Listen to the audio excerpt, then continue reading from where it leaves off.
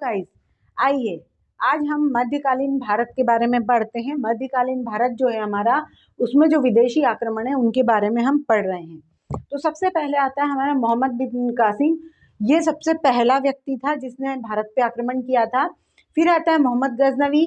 मोहम्मद गजनवी जो था सुबुक्तीन जो था उसका बेटा था, और इसे हम बुद्ध शिकन या मूर्ति भंजक के रूप में भी जानते हैं। याद रखिएगा ये मोहम्मद गोरी। अब आता है लास्ट में, इधर क्या आता है, मोहम्मद गोरी। तो मोहम्मद गोरी के समय पृथ्वीराज चौहान के हाथ में पूरी दिल्ली की बागडोर थी, दिल्ली सल्तनत की बागडोर थी। तो उनके और मोहम्मद गोरी और पृथ्वीराज चौहान के बीच में तराइन का प्रथम और द्वितीय युद्ध हुआ था। फिर आता है हम दिल्ली सल्तनत के बारे में पढ़ते हैं कि जो दिल्ली सल्तनत है वो उसका जो पूरा एक टाइम पीरियड था वो क्या था, 1206 से 1526।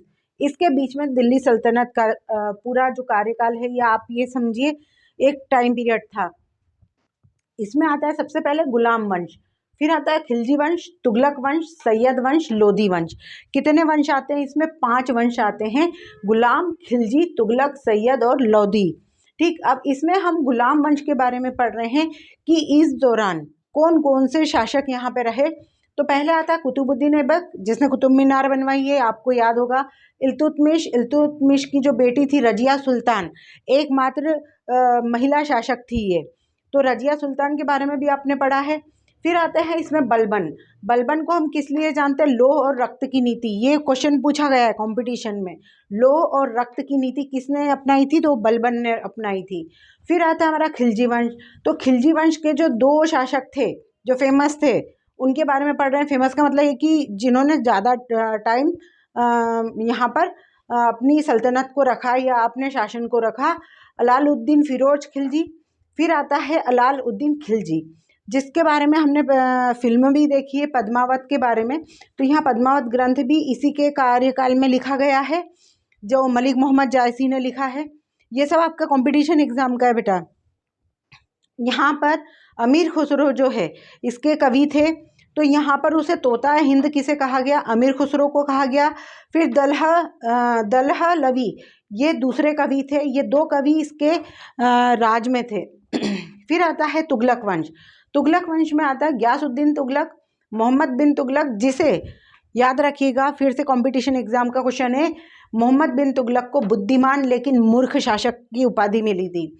जो और यहीं से ये जो तुगलक वंश है, यहाँ पे फिर से एक और क्वेश्चन उठता है कि विजयनगर और बहमनी साम्राज्य की यहाँ पर स्थापना हो गई थी इस तुगलक वंश के शासनकाल में। फिर आता है फिरोज शाह तुगलक। फिर आता है नसीरुद्दीन तुगलक। ये सबसे लास्ट शासक था तुगलक वंश का। इसके दौरान, इसके शासनकाल के दौरान जो तैमूर था उसने भारत पे आक्रमण किया था। तैमूर लंग जो था उसने भी भारत पर आक्रमण कर दिया। फिर हमारा आता है सैयद वंश के बारे में पढ़ रहे हैं। तो सैयद में सिर्फ 2 लोग थे, खिज खां और मुबारक शाह। ये छोटा था, ये जो वंश था ये छोटा था। फिर आता है लोधी वंश। तो लोधी वंश में सबसे पहले आता है बहलोल लोधी। बहलोल लोधी के बाद आता है सिकंदर लोधी। फिर आता है इब्राहिम लोधी। 3rd नंबर पे कौन सा है? इब्राहिम लोधी।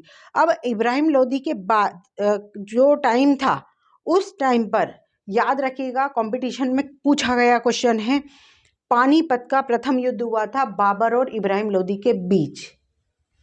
याद रखिएगा, क्योंकि यहाँ से मुगल साम्राज्य की स्थापना होती है और यहाँ पर दिल्ली सल्तनत जो थी इब्राहिम लोधी के बाद ख़त्म हो गई थी, और इब्राहिम लोधी के बाद में यहाँ पर मुगल साम्राज्य की नींव पड़ी बाबर से। बाबर के बाद हुमायूं, हुमायूं के बाद में अकबर, अकबर के बाद में जहांगीर, जहांगीर के बाद शाहजहां, शाहजहां के बाद में औरंगजेब, औरंगजेब के बाद उसका बेटा बहादुर शाह जफर। इस तरह से पूरा एक जो क्रम था वो मुगल साम्राज्य का चलता गया।